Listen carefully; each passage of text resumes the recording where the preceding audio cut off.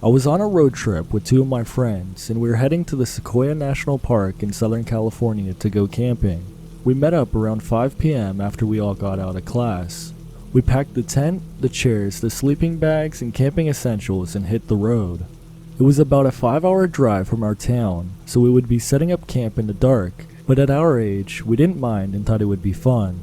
About 2 hours into the trip, my friend wanted to stop and get something to eat for dinner. At this point, we were in the middle of nowhere on this long road that seemed to go on forever. There was the occasional exit for a gas station, but all the restaurants seemed to be behind us.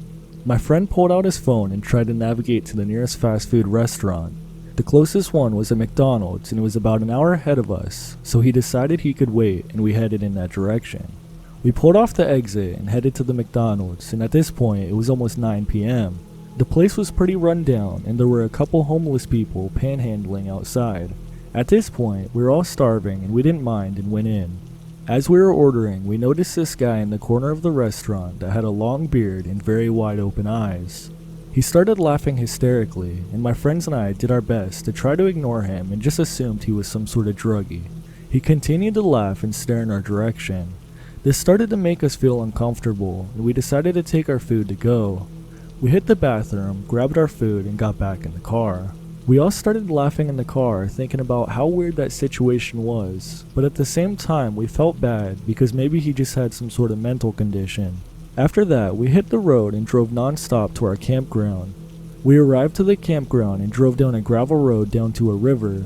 It was pitch black, and my friends and I like to camp dispersed, which basically means there are no actual sites nearby, and you just pick a spot in the woods and camp. We all got out and started getting to work setting up camp. We were about midway through setting up when we heard a car on the gravel road coming towards us.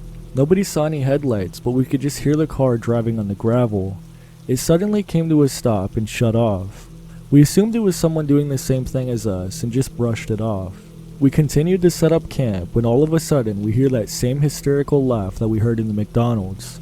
All of us froze and looked at each other in complete shock. It felt like I was completely numb. I didn't know how to react, so I nervously laughed and said to my friend, "That can't be that guy, can it?" We heard the hysterical laugh again, but this time even closer. We all jumped and grabbed as much as we could and threw it in my car. We sped off, leaving some smaller items behind, like a lounge chair, some firewood, and my friend's small camp stove. We couldn't believe it, and as scared as we were, we kept laughing because we didn't know how to react. We drove to the camp store that was about 30 minutes from where we set up camp. We parked the car and started talking. We wondered how that guy could have known where we were going. My friend did say, however, he saw a rundown truck in the parking lot of the McDonald's that pulled out onto the highway shortly after we did. He didn't think much of it and ended up taking a nap in the back seat. We assumed this was the homeless guy that had the hysterical laugh, but couldn't be sure because we didn't see his truck when we left the campsite because we went the opposite direction. This is the only logical thing we could think that happened.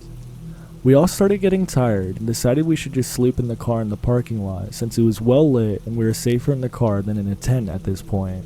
The next morning, we drove back to the spot where we were setting up camp the night before. We pull into the campsite and the chair is still there, although the firewood was all burned and the camp stove was gone. We grabbed the chair and left again. We tried to find a park ranger to talk to and tell him our situation, but we decided we'd just head back early and maybe hit a hike or two on the way home.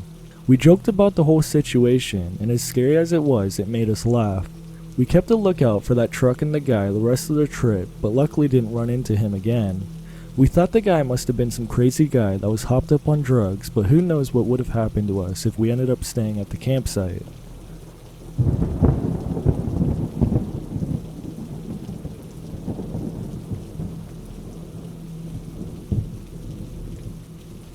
My company used to have another office in another state that was 2 states over.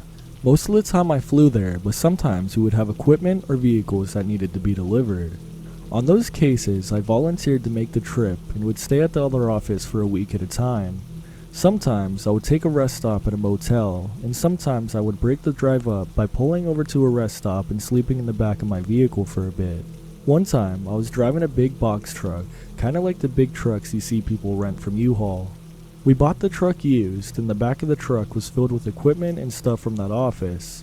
Unfortunately, the morning I was scheduled to take off, there was a delay. I had to pick up a big copier machine and it didn't arrive till almost 3 p.m. After loading it in the truck, I was getting ready to take off, and I knew I was going to hit rush hour traffic. I decided to leave 2 hours later. It would be after 5, and even though there was still lots of traffic, it would only be in the local vicinity. Once I got out in the open, it was pretty much a straight shot till I reached the state line. I had to pull over a couple of times to fuel up and hit the restroom. I got into a rural area north of my state after midnight. I pulled over one last time that night for fuel and coffee. The next stretch was going to be very dark and desolate, so I was preparing myself. I get back in my truck and hit the road. As I was driving, I realized there was another rest stop near the border, so I pulled over there to use the restroom, stretch my legs, and maybe rest a few minutes before moving on. So I pull up to the rest stop and it's empty. It is somewhat well lit, but a little bit creepy. I wasn't worried too much about my safety as I used to be a boxer and I was in pretty good shape. I go to the restroom and wash up a bit, but when I make it back outside, I see there's a pickup parked next to me. There's a guy standing next to my truck and he starts to make small talk. He asks me if I was having any mechanical problems with my truck. I thought that was odd, and why would that be a question? I get back in my truck and take off.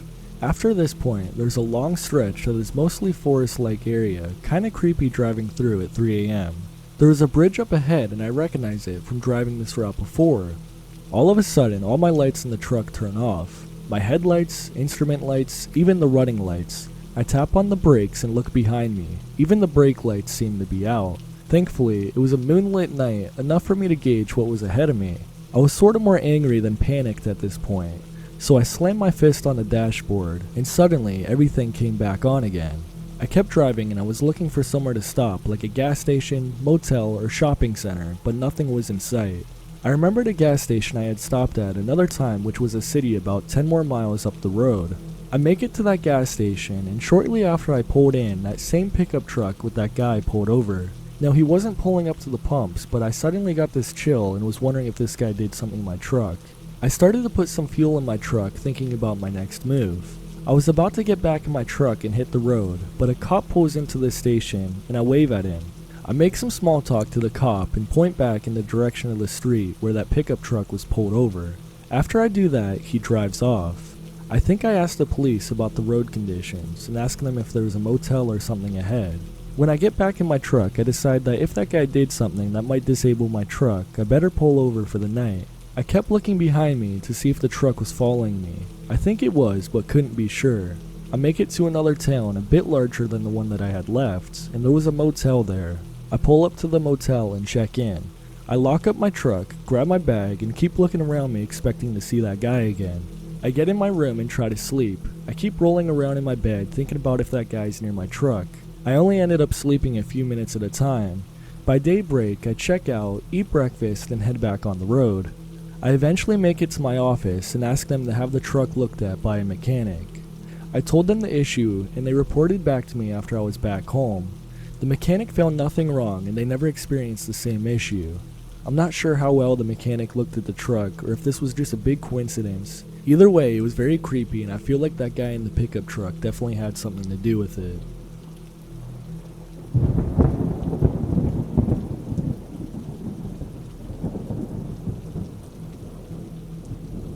I went on a day trip with a couple of friends and was returning home.